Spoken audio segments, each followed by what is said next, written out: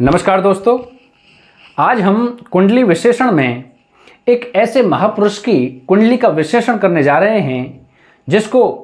न केवल हिंदुस्तान जानता है बल्कि पूरा संसार एक धर्म के लिए, धर्म के विकास के लिए जानता है। वह हैं हमारे स्वामी दयानंद सरस्वती, जिन्होंने आर्य समाज की स्थापना करी और हमारा हिंदू धर्म के उत्थान के लिए जिन्होंने अपने प्राण तक न्यौछावर कर दिए। आइए जानते हैं कि इनकी कुंडली में ऐसा क्या था जिसकी वजह से इनको अकाल मृत्यु का सामना करना पड़ा, और इनकी कुंडली में ऐसा क्या था जिन्होंने चली आ रही वर्षों से जो चरमपंथियां थी, धर्म में जो एक प्रकार से धर्म में अंधविश्वास था, उसको दूर करके एक नए ही समाज की, एक नए ही धर्म की स्थापना करी जिसका नाम था आर्य समाज, जो आज भी अपने इस समाज में, हिंदुस्तान में एक बहुत ही मजबूत स्थिति लिए हुए खड़ा है। तो आइए जानते हैं इनकी कुंडली का विश्लेषण। इनकी कुंडली में कौन कौन से राजयोग उत्पन्न थे और वह कौन सा दुर्योग था जिसकी वजह से इनकी अकाल मृत्यु हो गई।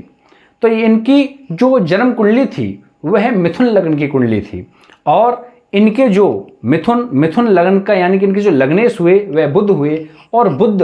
अष्टम भाव में विराजमान थे, जिसकी वजह से उनको अकाल मृत्यु का सामना करना पड़ा। जब लग्नेश पीड़ित होकर के अष्टम भाव में विराजमान हो जाता है, जब जातक को कहीं ना कहीं अकाल मृत्यु का सामना करना पड़ता है। अगर हम बात करें इनके भाषणों में इनका जो मुखर स्वरूप था वो किस प्रकार से था, आइए जानते हैं हम द्वितीय भाव। जो द्वितीय भाव होता है वह होता है हमारा वाणी का, वह होता है हमारी शिक्षा का, वह होता है हमारे बोलने के तरीका का। उसमें जो गुरु थे, जो गुरु बृहस्पति थे,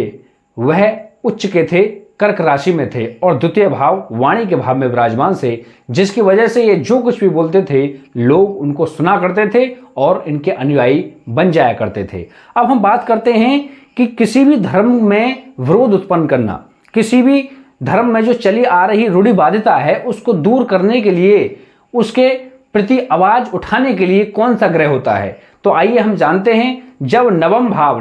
हमारा धर्म का भाव होता है, किसी भी धर्म को जानने का भाव होता है। नवम भाव में यदि कोई क्रूर ग्रह आकर के बैठ जाए, सूर्य हो, मंगल हो, शनि हो, तो वह कहीं ना कहीं धर्म का विरोध करने वाला होता है, समझ के साथ धर्म पर विचार करने वाला होता है। यहीं इनकी कुंडली में नवम भाव में शनि की राशि यानी कुंभ राशि में सूर्य विराजमान होकर के इन्होंने धर्म के प्रति सोचने पर अपनी सोच को इस समाज के लिए एक प्रकार से आईना दिखाया। इन्होंने धर्म में जो चली आ रही रूढ़िवादिता थी, जो मूर्ति पूजा थी और भी विभिन्न प्रकार के जो आडंबर थे, उनका विरोध किया, और नवम भाव में क्रूर ग्रह की उपस्थिति की जो सत्यता थी उसको कुंडली के माध्यम से उजागर किया। तो हम बिल्कुल साफ कह सकते हैं कि यदि किसी कुंडली के नवम भाव में क्रूर ग्रह उपस्थित है, वह कहीं ना कहीं पीड़ित है, तो हम ये बिल्कुल कह सकते हैं कि वह कहीं ना कहीं धर्म का विरोधी होगा। वह चली आ रही परंपरा का खंडन करने वाला होगा और एक धर्म में नई नींव रखने वाला होगा। और यही कारण है कि जो स्वामी दयानंद सरस्वती थे, इन्होंने समाज में आर्य समाज के रूप में एक नई नींव रखी, और प्राचीन से चली आ रही जो एक प्रकार के अंधविश्वास था, मूर्ति पूजा का इन्होंने खंडन किया और आर्य समाज के रूप में वेदों के उत्थान के लिए एक नया प्रयास किया। अब हम बात करते हैं कि इनका जो कर्म था, इनके कर्म भाव दसम भाव में मंगल उपस्थित था, जिसके कारण मंगल की दृष्टि चतुर्थ भाव में पड़ने के कारण इनका समाज में एक प्रभुत्व, एक पकड़ थी, प्रभुत्व था समाज में। जब मंगल की दृष्टि या सूर्य की दृष्टि या शनि की दृष्टि चतुर्थ भाव में पड़ जाती है, चतुर्थ भाव में उपस्थित होते हैं ये, तो कहीं ना कहीं जातक का जनता जनार्दन पर प्रभाव होता है। मंगल ने यही सिद्ध कर दिया कि मंगल की चतुर्थ भाव पर दृष्टि होने से इनका जनता जनार्दन में एक प्रभाव था। अब हम बात कर रहे हैं शुक्र की। शुक्र एकादश भाव में उपस्थित होने से इनको कहीं ना कहीं से, चारों तरफ से कहीं ना कहीं से वित्त का भी लाभ होता रहता था, क्योंकि शुक्र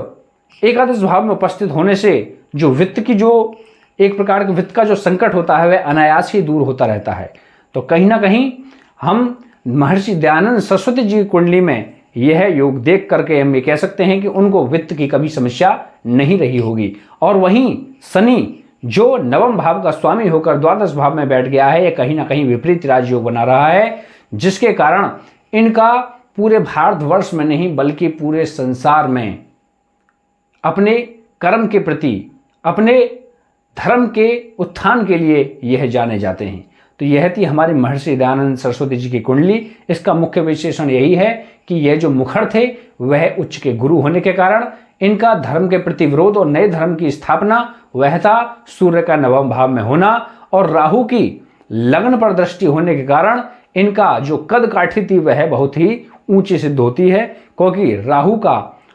लग्न में जो दृष्टि होती है, राहु की जो लग्न में दृष्टि होती है वह कहीं ना कहीं एक प्रकार से